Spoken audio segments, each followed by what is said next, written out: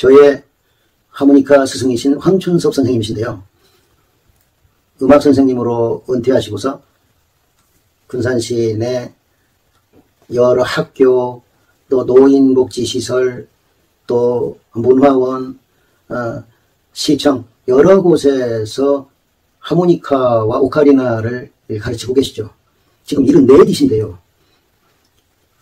아코디언, 기타, 색소폰 이런 악기들을 무려 14가지에 능통하신 분이십니다. 지난 41강의 각특기소에서 아코디언을 연주해 주셨던 초창기 선생님과 이 황춘섭 선생님의 노후의 모습이야말로 제가 가장 동경하고 닮고 싶은 노후라고 할 수 있겠습니다. 안녕하십니까. 대한독립군을 조직하시고 1920년에 있었던 일본과의 큰 전투가 있죠. 만주 길림성의 봉오동과 청살리에 있었던 전투. 이 전투의 영웅이신 홍범도 장군께서 지난 광복절에 지금까지 묻혀 계시던 카자흐스탄으로부터 유해의 모습으로 조국의 품에 안기셨죠. 그런데 이 어른이 일본군과 싸우신 곳은 만주인데 어째서 그 머나먼 중앙아시아의 카자흐스탄에 사시다가 돌아가셨을까요? 일제치하를 벗어나서 구소련의 극동지역인 블라디보스톡을 비롯한 그 근처에서 살았던 우리 동포 무려 17만 2천 명이 스탈린 소련의 고려인 강제 이주 계획, 이 사람들은 한국인이라고 하지 않고 고려인이라고 했다죠. 이 고려인 강제 이주 계획에 의해서 그 많은 우리 동포들이 나름대로 터전을 잡고 있던 그 소련의 극동지역에서 강제로 머나먼 중앙아시아 지역으로 이주하게 됐다, 이런 말씀이죠. 이때가 1937년 9월에서 10월 사이의 일인데, 이때 홍범도 장군께서도 카자흐스탄으로 이주 당하시게 됐다. 그래서 거기서 사시다가 1943년 10월에 돌아가시게 됐다, 이런 말씀입니다. 한 달 이상이나 걸리는 긴 여정, 특급 열차였습니까? 그 시베리아 횡단 열차라는 것이 참으로 이모저모 열악하기 짝이 없었는데, 그러니까 이동 중에 554명이나 목숨을 잃었다죠. 공식 문서에 나와 있는 것이랍니다. 그리고 그 많은 숫자가 한 3일이나 뭐 한 길어야 일주일 전에 통지를 받고선 허겁지겁 뭐 종자야 뭐야 뭐 이것저것 좀 챙겨가지고 열차를 타고 가서 버려지다시피 해서 이주 당한 곳이 바로 그 중앙아시아 지역인데, 카자흐스탄, 우즈베키스탄 지역인데 우리 한반도 최북단보다도 북쪽 지방입니다. 유도상으로.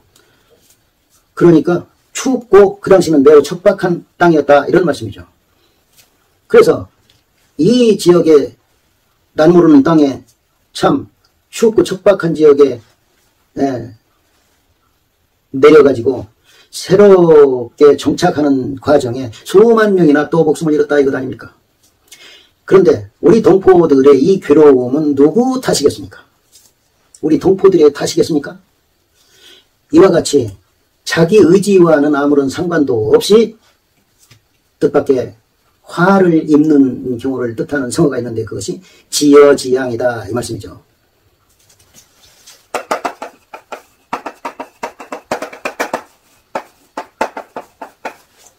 연못지 물고기어 어조사지 재앙항. 연못에 사는 물고기의 재앙 이런 뜻이죠. 연못에 사는 물고기의 재앙. 이것을 세상살이 고사성어로 함께 생각해보는 시간으로 삼았으면 좋겠습니다. 이 지여지양이라는 말은 자기는 아무런 잘못도 없는데 엉뚱하게 뜻밖의 화를 당하는 경우를 말하죠. 열차사고가 났다. 그 승객들은 무슨 죄가 있습니까? 지여지양의 한 예라고 하겠습니다. BC 250년경에 그 당시에는 중국에서 전국시대였고 나중에 진나라가 전국을 통일하게 되지 않습니까? 근데 아직 제후국이었던 이 진나라, 진시황의 진나라, 제후국이었던 이 진나라의 승상이었던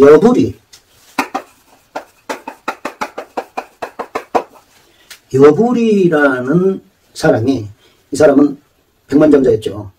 이 사람이 장차 진나라가 중국 천하를 통일할 것을 예견하고 통일된 진나라를 통치하는 데 있어서 지침으로 삼을 만한 책을 준비하게 됐는데 그 책이 바로 여시춘추라는 책이다 이 말씀이죠.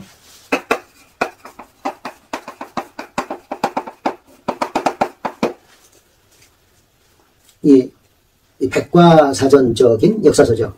이 여시춘추의 효행람이라는 챕터에 지여지양에 관한 이런 기사가 있습니다. 함께 보실까요? 송한 사마유 보주한데 송나라, 춘추시대 송나라를 말합니다. 춘추시대 송나라에 사마벼슬을 하던 환퇴라는 사람이, 여기서 사마는 벼슬 이름이고 환자는 사람 이름입니다. 이 환퇴 이름이 좀 어렵네요. 사람 이름 퇴자고 붓셀 환자죠. 그런데 이 환퇴라는 사람이 당시 송나라의 경공의 총애를 받는 신하였었는데 이 사람이 경공을 해치려다가 발각이 돼가지고 다른 나라로 도망을 가게 됐습니다. 이런 사건을 말합니다. 송나라 사마벼슬을 하던 환퇴가 보배로운 구슬을 가지고 있었는데 저주의 출망이라 죄를 범해서 죄에 저촉돼서 나라를 나가서 도망을 치게 됐다. 망명을 하게 됐다. 이 말씀이죠. 왕사인 문 주지소재 하니 왕이 사람을 시켜서 그 보배로운 구슬의 소재를 물어봤는데 환퇴가 말했다. 투지지중이라 그 보배로운 구슬을 연못 속에 던져버렸다.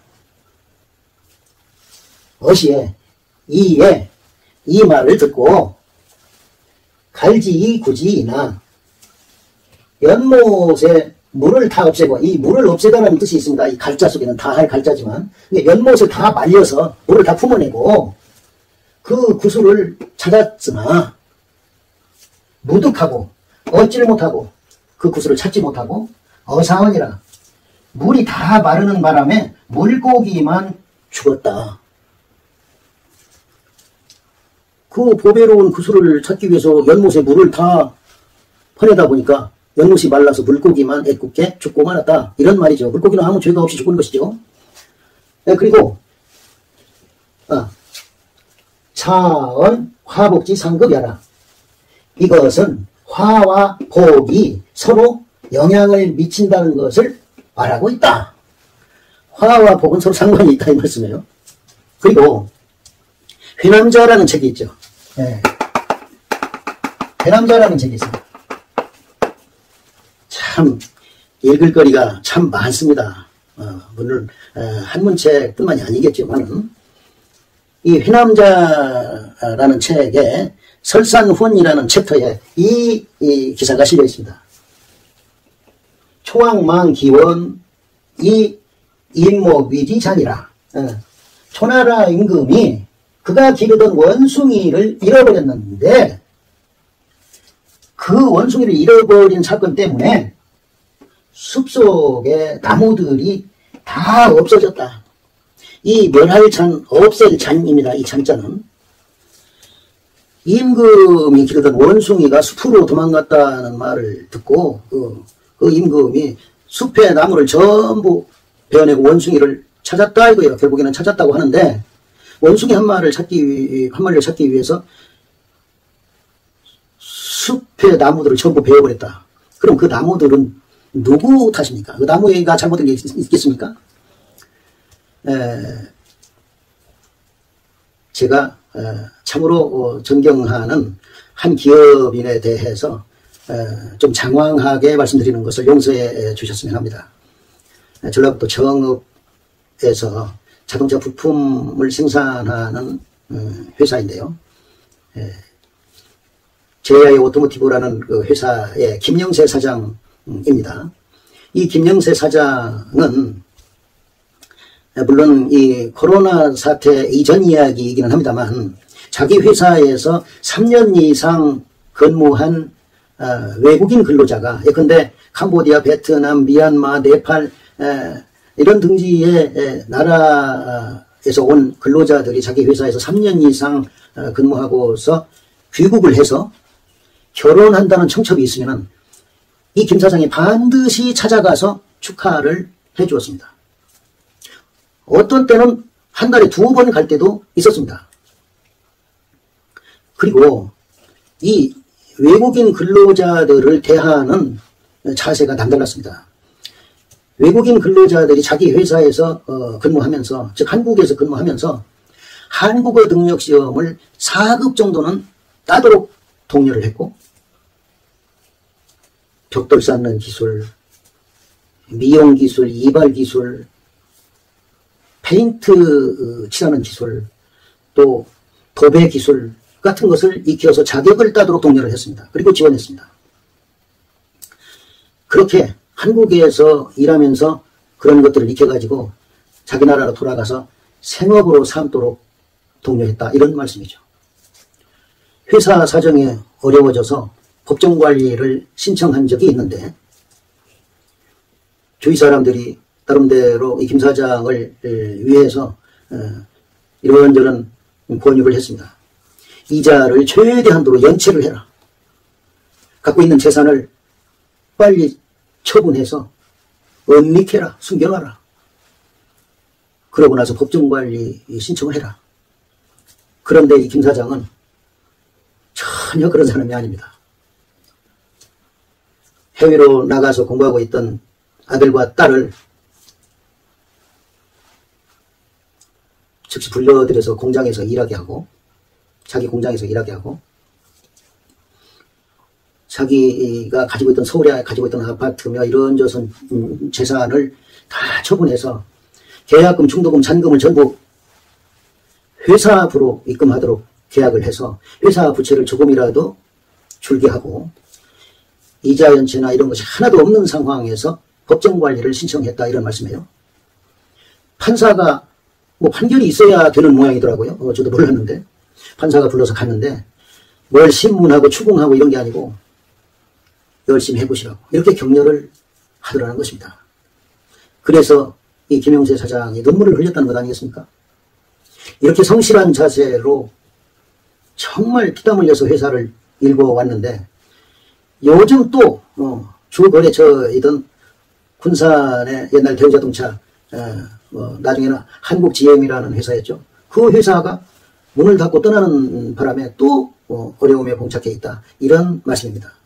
이 김영세 사장의 회사의 어려움은 또 김영세 사장의 경영을 잘못해서가 아니라 뜻하지 않은 외풍이 불어서 그렇게 어려움을 당하고 있는 것 아니겠습니까? 부디 이 김 사장의 회사가 좋은 시절을 다시 만나서 이 김 사장이 구현하고자 했던 그 기업가 정신이 하루빨리 구현되기를 소망해 봅니다. 출산율 저하나 교육정책의 변화에 따라서 여러 학원들이 또 사라진 것도 한 예라고 볼 수 있겠습니다. 특히 그 중에서 피아노 학원이 그렇다고 봅니다. 대형마트의 등장에 따라서 구멍가게라고도 일컬어지던 동네 잡화점들이 다 사라지다시피 하지 않았습니까? 인터넷과 택배의 발달에 따라서 서점을 비롯한 이런저런 가게들이 다 사라지다시피 하고 있습니다. 그런데 뭐니 해도 코로나 상황 속에서 자영업자들이 겪는 괴로움이야말로 지어지양이라고 아니할 수가 없겠네요. 인간들의 눈앞의 이익에 따라서 남미 같은 곳에서는 벌목을 대규모로 하는 모양인데요. 이때 숲이 사라지면 수많은 동물, 식물들의 삶은 어떻게 되는 겁니까? 따지고 보면 지구의 입장도 지어지양의 한 예라고 볼 수가 있겠네요. 각종 공해물질로 뒤덮여가는 이 지구의 입장, 인간에게 서식처를 제공해주고 뜻하지 않게 재앙을 받고 있는 꼴이 아니겠습니까? 전쟁에서 피해를 입는 백성들, 특히 노약자들, 아동들, 여성들 입장은 또 어떻습니까? 이 지어지양이 우리에게 주는 교훈이라는 것은 인생길에는 우리가 삶을 살아가는 데 있어서는 뜻하지 않은 곡절이 있게 마련이니 우리는 항상 어려운 상황을 대비하면서 살아야 되겠다. 이런 것 아니겠습니까? 안불사는 패후회라는 말이 저절로 생각나지 않습니까? 주자시표에 있는 이 말. 편안할 때 어려움을 생각하지 않으면 실패하고 난 뒤에 후회한다. 그리고 이 여시춘추에 신대람이라는 챕터가 있습니다. 삼갈 신자죠. 이 신대람이라는 챕터가 있는데 여기에 이런 말이 있습니다. 여기 신대라는 말은 대자는 용성하고 모든 일이 잘 될 때 강성할 때를 말합니다. 이때에 조심해라. 한마디로 잘 나갈 때 조심해라. 이 말이죠. 이 신대람에 이런 내용이 있어서 잠깐 소개합니다. 현주한 사위하고 현명한 임금은 임금주자죠. 현명한 임금은 편안할 때의 위태로움을 생각하고 어달사궁하고 이 달자는 이룰 달자입니다. 모든 일이 잘 이루어질 때의 곤궁함을 생각하고 어덕사상이라. 뭔가를 원하는 것을 얻었을 때에 이룰 것을 생각한다. 정말로 우리들의 인생길이라는 것은 이래저래 그저 쉽고 즐거움만 있는 것은 아닌가 보다. 곳곳에 뜻하지 않게 맞닥뜨리는 함정들이 있고 또 인생이 바둑판이라고 한다면 나는 주의한다고는 하지만 자기도 모르게 또는 뭔가 여행수를 바란다든지 해서라든지 이 자충수나 패착을 두는 경우도 있는가 보다. 이런 생각도 듭니다.